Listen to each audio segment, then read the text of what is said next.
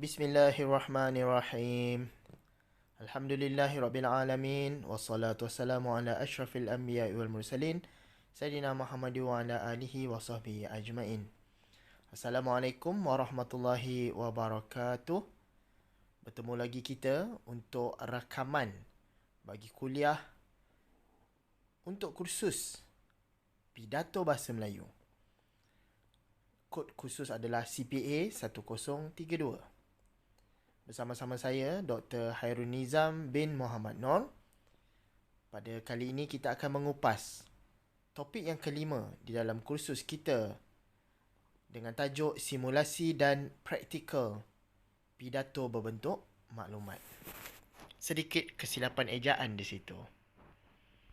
Baiklah. Ini adalah antara objektif pembelajaran untuk topik kita pada kali ini. Saya harapkan di akhir perkuliahan ini nanti, anda semua akan dapat mengetahui apakah agaknya maksud pidato berbentuk maklumat. Kemudian diharapkan anda akan dapat memahami 5 karakter ataupun latar belakang utama pidato berbentuk maklumat. Yang ketiganya, diharapkan anda akan mengetahui teknik-teknik pidato bermaklumat yang mudah untuk diingati.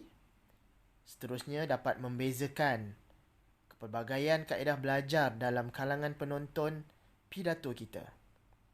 Dan yang terakhir adalah anda akan dapat menjelaskan 5 kaedah menyampaikan pidato berbentuk maklumat yang berkesan. Baiklah, mari kita menelusuri apakah agaknya maksud pidato berbentuk maklumat. Saya ambil satu pentafsiran yang dibawa oleh Lukas di dalam bukunya. Lukas menyatakan bahawa ini adalah maksud untuk pidato berbentuk maklumat. Informative speeches answer questions about a topic such as who, when, what, where, why, how to and how does. Pidato yang berbentuk maklumat ataupun pengucapan awal yang berbentuk maklumat, dia sangat-sangat berkaitan dengan persoalan-persoalan tertentu berkenaan satu-satu topik. Contohnya seperti siapa, di mana, apa, bila, kenapa, bagaimanakah dan sebagainya. Kemudian ditafsirkan juga bahawa informative speaking differs from other speech forms. Pidato ataupun pengucapan berbentuk maklumat ini dia berbeza dengan kaedah-kaedah pengucapan ataupun pidato yang lain.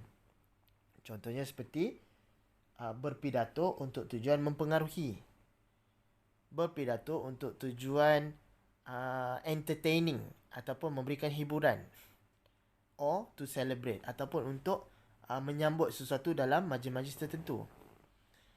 In that, your goal is simply to achieve mutual understanding. Yang mana dalam pidato berbentuk maklumat ini adalah matlamat kita adalah untuk mencapai persefahaman ataupun persamaan dari segi persefahaman berkaitan objek tertentu, person ataupun orang, tempat, proses, event ataupun acara, idea-idea, konsep dan juga isu.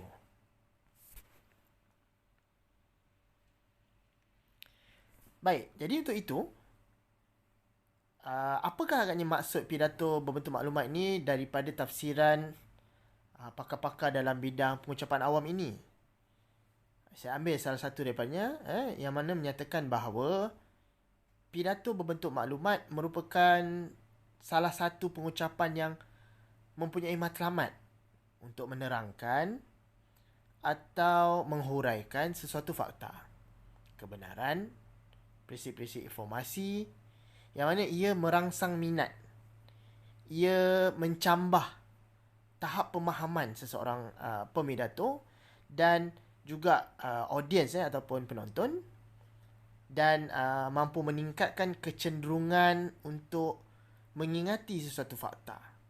Jadi itu adalah tafsiran lain bagi pidato berbentuk maklumat.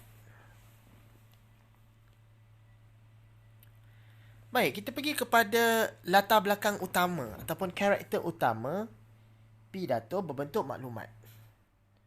Jadi kalau kita ingin menyampaikan pidato yang mungkin syarat dengan sesuatu informasi, syarat dengan beberapa maklumat yang penting kepada audiens, maka kita kena pastikan bahawa karakter yang akan saya huraikan sebentar lagi dipenuhi. Barulah boleh kita mengandaikan ataupun memahamkan bahawa inilah dia pidato yang berbentuk maklumat. Pertamanya, pidato berbentuk maklumat ini dia mempunyai elemen rangsangan intelektual. Penonton akan menganggap bahawa maklumat yang dikongsikan oleh kita sebagai pemidato adalah sesuatu yang akan merangsang elemen dan juga nilai keintelektualan apabila maklumat tersebut adalah sesuatu yang mungkin baharu bagi mereka, baharu bagi penonton kita, dan apabila ia dihuraikan dalam cara yang boleh membentuk minat dan juga perasaan ingin tahu dalam kalangan penonton. Itu karakter pertama yang mana ia memperihalkan berkenaan dengan pidato yang berbentuk maklumat. Keduanya adalah berkaitan dengan karakter kedalaman dan juga keluasan topik yang disampaikan dalam pidato kita. Itulah yang dikatakan sebagai depth and breadth. Depth ialah kedalaman. Kalau dalam bahasa Inggerisnya adalah goes beyond people's general knowledge of the topic. Dia melangkaui pengetahuan asas ataupun pengetahuan umum yang dimiliki oleh penonton kita dalam sesi pidato kita. Manakala breadth ataupun keluasan ianya berkaitan dengan bagaimana topik yang kita kupas itu berkaitan dengan topik-topik lain yang mungkin ada dalam sesi pidato kita. Jadi elemen kedalaman mungkin lebih kepada konsep spesifik lah berbanding dengan maklumat general yang sedia ada, dan juga keluasan. Mungkin topik tersebut bersandarkan kepada apa yang kita sampaikan dan sebenarnya berkaitan dengan mungkin perkara-perkara lain yang boleh dimasukkan di dalam perbincangan. Okay, kita ambil contoh. Mungkin kalau kita cerita tentang kereta proton. So kalau kata kereta proton, mungkin para penonton kita dalam andaian asas mereka, pengetahuan ataupun tahap intelektual mereka berkenaan dengan proton adalah mungkin general. Kereta proton, sejarahnya, variantnya, tahap kemampuan enjinnya, mungkin itu yang asas. Tapi bila kita sentuh berkenaan dengan depth, kedalaman, mungkin kita akan memperihalkan harga, performance ataupun kemampuan sesuatu model kereta proton itu, kemudian way forward ataupun masa hadapan proton, apakah agaknya yang akan dikeluarkan oleh proton berdasarkan mungkin prototype kereta yang sedia ada, kenderaan yang sedia ada dan sebagainya. Jadi itu maksudnya ia melengkaui general knowledge of the topic among the audience. Pengetahuan kita punya penonton berkaitan dengan proton tadi tu. Kemudian disebut tentang breadth pula ataupun keluasan, mungkin kita akan cuba untuk memperihalkan berkenaan dengan proton, berkenaan dengan produk-produk ataupun mungkin variant kenderaan yang dikeluarkan oleh proton, dan kita cuba juga untuk ada elemen keluasan di mana kita bandingkan, kita buat persetaraan antara brand ataupun jenama proton tersebut dengan jenama-jenama kenderaan keluaran negara dan juga kenderaan yang mungkin diimport daripada luar negara. Itu yang dipanggil sebagai examines how the topic relates to associated topics. Itu contohlah yang saya bagi. Bukan sekadar memperlihatkan tentang proton, tapi juga mungkin memperkatakan tentang persamaan dan juga perbezaan, kelebihan dan kekurangan antara proton dengan produk-produk ataupun brand kenderaan yang lain lah dalam dan juga luar negara. Kemudian elemen relevant ataupun keterkaitan lah. Okay. So relevance are statements that clarify how a particular point may be important to a listener throughout the speech. Jadi dalam pidato berbentuk maklumat, elemen relevant ni penting. Yang mana ada sangat banyak penyataan-penyataan yang mungkin kita nyatakan di dalam ataupun sepanjang pidato kita itu berkaitan dengan poin-poin ataupun perkara-perkara yang penting untuk para pendengar kita. Jadi tidak ada satu pun statement ataupun pernyataan yang tidak terkait dengan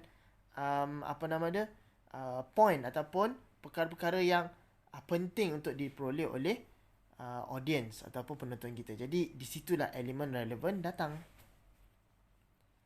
Yang keempat adalah pidato berbentuk maklumat mempunyai elemen ataupun karakter yang bersifat kreatif.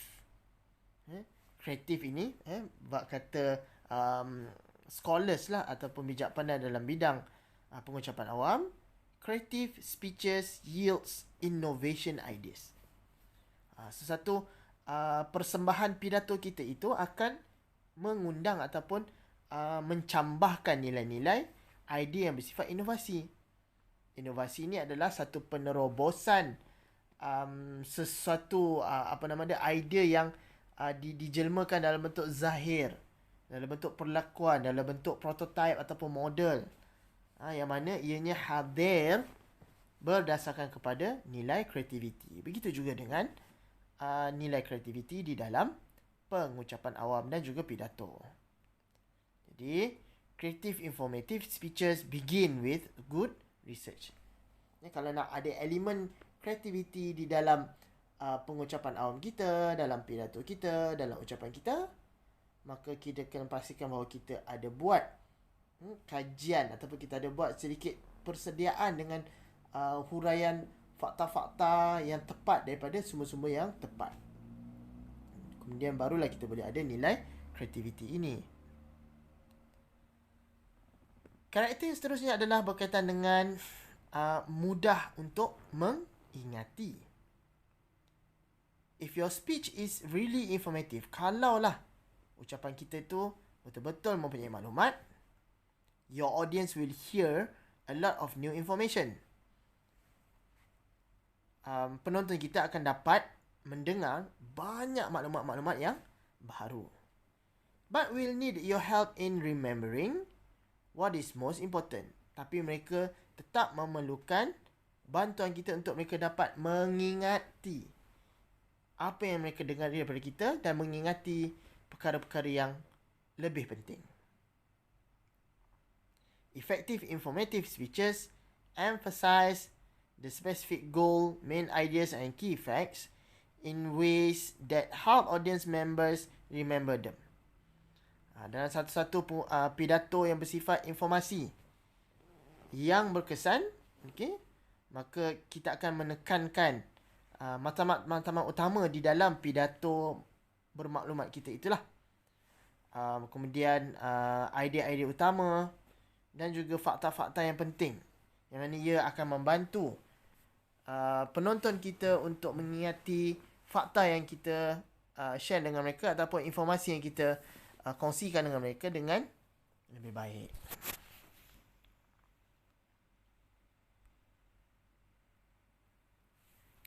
Okey.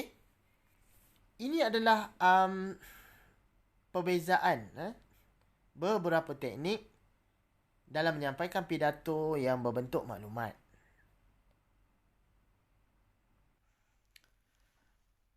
Baik, kita pergi kepada teknik yang pertama. Teknik pertama mengikut Lucas dan juga para pakar lah dalam pengucapan awam yang lain dipanggil sebagai presentational aids. Dalam menyampaikan pidato, kita ada presentational aids. Alat bantu menyampaikan pidato lah. Apa kegunaannya? Untuk memberikan ruang dan juga peluang kepada penonton untuk memastikan bahawa mereka dapat mengingat dengan lebih baik visual yang kita tunjukkan di dalam presentational aids kita ataupun alat bantu mengajar lah orang kata, alat bantu berpidato kita itu, persembahan kita, as well as an audio memory. Maksudnya dia dapat lihat untuk mengingat dan juga mendengar juga untuk mengingat. Mengingat apa? Mengingat maklumat-maklumat yang mungkin sukar lah untuk mereka cerna kalau sekadar mereka hanya mendengar pidato kita. Jadi apa contoh presentation aids? Macam biasa kita ada PowerPoint presentation, kita ada mungkin juga bahan-bahan yang bersifat bahan-bahan yang bersifat visual, seperti handout. Kita bagi pidato, kita ada sediakan sedikit rumusan berkenaan dengan pidato kita, kita edarkan kepada penonton. Kita juga mungkin ada menggunakan objek, kita menggunakan gambar, filem pendek dan sebagainya, dan itu dipanggil sebagai teknik presentational aids, alat bantu penyampaian pidato. Keduanya adalah repetition ataupun pengulangan di dalam penyampaian pidato kita. Tujuannya adalah untuk memberikan penonton second or third chance, peluang-peluang yang berganda lah, untuk mereka dapat mengingati maklumat-maklumat penting apabila kita mengingatkan kembali ataupun mengulang kembali beberapa maklumat-maklumat penting yang ada di dalam sesi pidato kita. Jadi itu maksudnya teknik repetition. Seterusnya adalah teknik yang dipanggil sebagai transisi ataupun transitions. Apa keperluan dia? Apa kegunaan dia? To increase the likelihood that the audience will retain the relationships among the information being presented, including which information is primary and which is supporting. Transisi maklumat ni maksudnya dalam kita menyampaikan mungkin beberapa premis, beberapa topik lah di dalam sesi pidato kita, maka kita adakan nilai-nilai transisi. Contohnya mungkin kita nak menceritakan, saya bagi contoh saja, kita nak memperihalkan tentang anatomi tubuh badan manusia. Maka kita menceritakan topik berkenaan kepala dan anggota-anggota badan yang ada di kepala. Kemudian kita ada transisi, iaitu kita cuba hubung kaitkan antara kepala dengan bahagian badan yang seterusnya. Maka transisi yang kita nyatakan di sini adalah mungkin kita ada ayat-ayat penghubung. Kita katakan bahawa selepas kepala, maka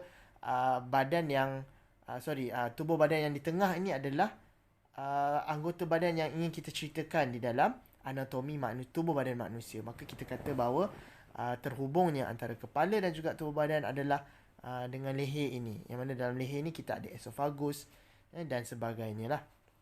Jadi ia memberi ruang kepada penonton apabila kita gunakan transisi itu untuk kita bantu mereka mengaitkan ataupun mencari hubung kait antara maklumat-maklumat yang ada di dalam sesi pidato kita. Dan dia boleh memperihalkan manakah maklumat yang utama, manakah maklumat yang bersifat mendukung ataupun maklumat yang bersifat supporting. Teknik seterusnya kita panggil sebagai teknik jenaka ataupun anekdot-anekdot emosi yang lain. Contohnya mungkin ada unsur-unsur emosi sedih di situ, emosi kegembiraan dan juga elemen jenaka lah. Apa kegunaan teknik ini? Ia membantu kita sebagai pemidato untuk membangunkan, untuk mewujudkan perkaitan memori yang bersifat emosional, yang ada nilai-nilai emosi terhadap maklumat-maklumat tertentulah yang ada di dalam proses penyampaian pidato kita. Jadi tentang perkara ini mungkin kamu semua boleh rujuk apa yang dihuraikan oleh Lucas, yang mana dalam bukunya saya kongsikan di awal semester tempoh hari. Anda boleh cari bab ini dan anda boleh lihat huraian berkenaan dengan humor and other emotional anecdotes itu. Teknik seterusnya dipanggil sebagai mnemonics dan juga acronyms. Mnemonic ni apa? Kaedahnya tu kita biasa juga jumpalah kan, iaitu kita gunakan awalan huruf pada perkataan-perkataan tertentu sebagai satu bentuk daya upaya kita sebagai pemidato untuk pastikan bahawa penonton kita faham dan boleh mengingat fakta-fakta di dalam pidato kita. Apa kegunaan dia? To provide an easily remembered memory prompt. Untuk menyediakan kepada para penonton clue-clue ataupun prompt, dipanggil sebagai prompt, memori kepada apa yang kita sampaikan dalam pidato lah. Atau juga dipanggil shortcut, to increase the likelihood that a list is retained. Maklumat tertentu akan dapat dicapai. Contoh. Kita nak katakan bahawa, dalam pidato kita nak sampaikan apakah elemen-elemen yang membentuk apa yang dipanggil sebagai matlamat. Sesuatu matlamat, sesuatu objektif itu ada elemen-elemen yang mendukungnya, iaitu dipanggil sebagai SMART. S-M-A-R-T. SMART. S tu memoniknya adalah berkaitan dengan spesifik. S, spesifik. Kita ambil S. Perkataan awalan kepada spesifik itu S. Spesifik iaitu mendalam. Dan M adalah measurable, boleh diukur. Maksudnya matlamat tu kalau kita bina, dia mesti spesifik, bersifat mendalam. Dia diikuti dengan M, itu measurable, boleh diukur. Matlamat yang tak boleh diukur adalah matlamat yang tak jelas. Ukuran tu mungkin berkaitan dengan jumlah matlamat tersebut, bila matlamat tersebut perlu diungkaikan ataupun perlu dicapai dan sebagainya. Itu M. A adalah attainable, matlamat tersebut boleh dicapai. SMA. A adalah attainable, boleh dicapai. R adalah reliable, maksudnya masuk akal. Dia realistik lah. Dia bukan sesuatu yang bersifat metafora. Kalau matlamat bersifat metafora, ia ialah sesuatu yang tak akan dapat dicapai sampai bila-bila. Dan T ialah time based, had masa. Sesuatu matlamat tu perlu ada had masa. Contohnya macam kita ingin capai sesuatu itu dalam tempoh 6 bulan, dalam tempoh setahun misalnya, dalam tempoh sehari.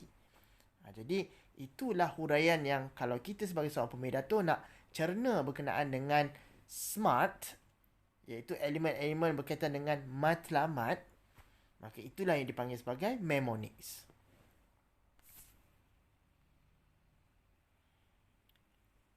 Okey, saya pergi pula kepada pelbagaian kaedah belajar dalam kalangan penonton pidato. Kita telah pun mengungkapkan perbincangan berkenaan dengan bagaimana kita perlu mengkaji para penonton kita supaya kita boleh menyesuaikan apa yang kita nak sampaikan dari segi fakta, dari segi strategi penyampaian pidato, agar ia sampai kepada maklumat tersebut sampai kepada penonton kita yang pelbagai itu. Jadi diulang sedikitlah dalam kuliah kita pada kali ini berkenaan dengan pelbagai kaedah belajar dalam kalangan penonton pidato, supaya kita faham bahawa ianya sangat terkait dengan strategi kita untuk menyampaikan maklumat di dalam pidato kita. Because the members of your audience differ in how they prefer to learn, disebabkan para penonton kita mempunyai perbezaan di dalam kaedah, gaya dan juga kehendak mereka untuk belajar. Effective informative speeches are developed in ways that address diverse learning styles. Maka sebagai pemidato, kita kena pastikan bahawa kaedah penyampaian pidato bermaklumat kita itu akan dapat dipelbagaikan supaya ia dapat sampai kepada para penonton kita yang bersifat pelbagai. Menurut pakar dalam bidang pengucapan awam menyatakan bahawa kaedah yang kita mungkin boleh guna sebagai pemidato dalam hal ini adalah rounding the cycle. Rounding the cycle ni konsep dia apa? Konsepnya adalah kita dapat memastikan bahawa kita boleh memenuhi pelbagai cara audiens kita belajar ataupun mengingatilah apa yang kita sampaikan dalam pidato kita, dengan cara yang mana pengucapan kita, pidato kita itu boleh difahami, jelas, mempunyai maksud dan juga boleh diingati. Untuk membantu kita sebagai pemindato round the cycle, kita mesti, kita boleh lah, kita boleh pastikan bahawa kita ada nota-nota yang boleh jadi panduan kepada kita. Di mana agaknya dalam sesi pidato kita itu, ataupun dan juga bagaimana kita nak menyampaikan dimensi-dimensi yang ada di dalam pidato kita itu dalam bentuk outline. Yang mana outline itu adalah yang ada di dalam nota yang kita sediakan itulah. Jadi dengan cara itu mungkin contohnya macam SMART tadi tu kan. SMART tu adalah elemen di dalam matlamat. Jadi kita ungkapkan maklumat-maklumat pertama, kedua, ketiga, keempat, kelima, SMART, dan kita boleh kembali semula. Kita boleh round the circles, round the cycle. Iaitu kita boleh bila kita huraikan maklumat yang keempat, kita boleh patah balik kepada maklumat yang pertama, kedua dan ketiga supaya nampak jelas keterkaitan di antara kesemua maklumat yang kita cuba sampaikan. Contoh macam kita dah sampaikan SMA, Smart, Measurable, Attainable. Dan kita dah sampai kepada T, itu time based. Kita boleh kembali kepada S, kepada M, kepada A, kepada R dalam bentuk cycles lah, supaya ada elemen pengulangan, ada elemen penegasan semula, perkaitan di antara elemen-elemen SMART itu tadi, supaya penonton akan jadi jelas. Penonton yang mungkin ada berbeza dalam tahap pemahaman mereka akan dapat faham dengan baik, dan juga sama rata lah sesama mereka lah dari segi pemahaman. Baik, untuk itu dicadangkan oleh para sarjana dalam bidang pidato dan juga pengucapan awam, iaitu untuk kita memenuhi kepelbagaian kaedah belajar dalam kalangan penonton kita. Jadi ini adalah the appeal process untuk kita memenuhi kehendak ataupun keperluan penonton. To appeal to the feeling dimension, dimensi perasaan penonton. Untuk kita memenuhkan dimensi tersebut, kita kena gunakan concrete, vivid images, stories and examples. Kita kena gunakan image, cerita dan juga contoh yang konkret, yang absah, yang jelas. Baru kita boleh zahirkan dan juga penuhi dimensi feeling ataupun perasaan penonton. Kemudian dimensi menonton, watching dimension. Maka caranya adalah kita kena penuhi dimensi tersebut dengan cara kita gunakan visual aids. Kita gunakan appropriate gestures, pergerakan tangan dan juga appropriate expressions. Kalau kata kita nak wujudkan sedih, kita ekspresikan perasaan sedih tersebut dengan cara kita gunakan visual aids ataupun alat bantu pembentangan itu, dan juga pergerakan tangan, mimik muka yang jelas supaya penonton dapat nampak dimensi watching mereka itu. Mereka akan dapat nampak apa yang kita cuba sampaikan.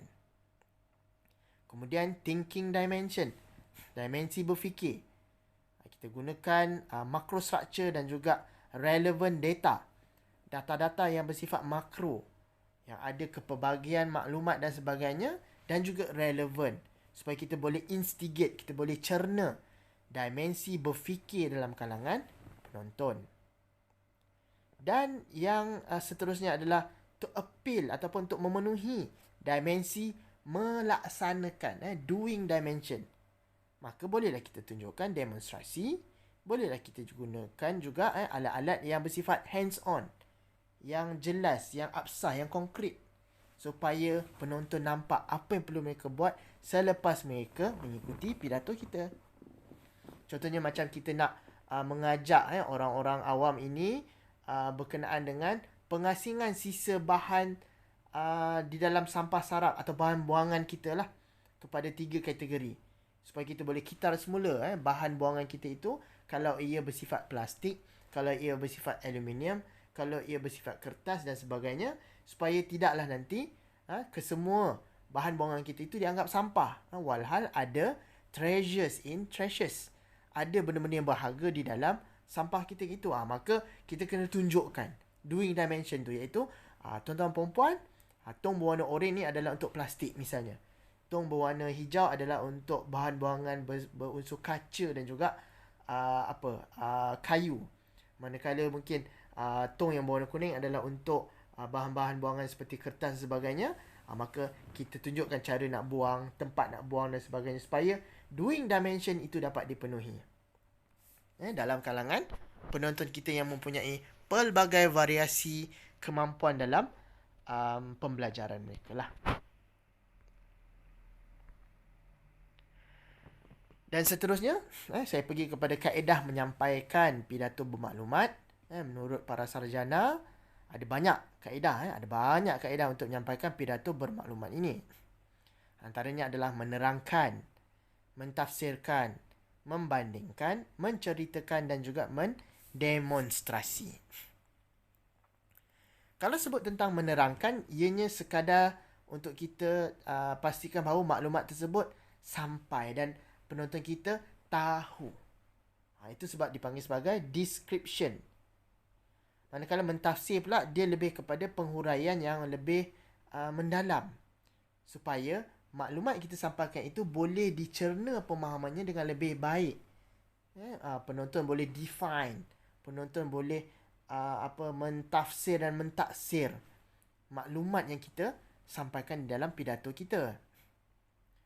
Seterusnya adalah kaedah comparison ataupun membandingkan persamaan dan juga perbezaan di dalam fakta-fakta yang ataupun informasi-informasi yang kita sampaikan kepada penonton.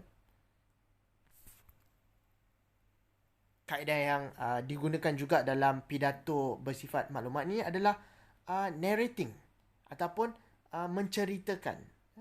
Menceritakan sesuatu proses itu daripada satu kepada satu yang lain sehinggalah akhirnya, supaya penonton kita nampak apakah agaknya sequence, apakah agaknya turutan yang perlu mereka fahami, supaya nanti selesai saja pidato mereka faham bahawa dalam sesuatu fakta itu ada turutan sub-sub fakta yang perlu diikuti satu persatu. Jadi dengan cara ini, sebagai seorang pemidato yang baik, maka dia perlu memastikan bahawa dia ada pengetahuan macam mana nak menceritakan tentang sesuatu fakta, fenomena dengan gaya dan juga dengan kaedah yang tepat lah, supaya ceritanya itu tidak berbolak-balik, ceritanya itu tidak ada unsur-unsur putus maklumat daripada satu kepada satu yang lain, dan ceritanya itu bersifat cantik saja flow-nya, cantik saja aliran penceritaannya. Dan seterusnya adalah mendemonstrasi, iaitu dengan kaedah menunjukkan perilaku, menunjukkan keadaan bagaimana hendak melaksanakan sesuatu itu di dalam pidato kita. So dengan cara itu, penonton akan faham bahawa secara lahiriah, secara pelaksanaan fizikalnya, bagaimana mereka perlu laksanakan sesuatu, dan ianya akan memberi kejelasan yang lebih baik kepada penonton supaya mereka faham apa yang mereka harus laksanakan. Kemudian apabila mereka telah melihat demonstrasi kita di dalam pidato. Okey, jadi saya ingat itu saja untuk sesi kuliah kita berkenaan dengan pidato berbentuk maklumat ini. Maka saya akhiri dengan bacaan Assalamualaikum warahmatullahi taala wabarakatuh. Terima kasih.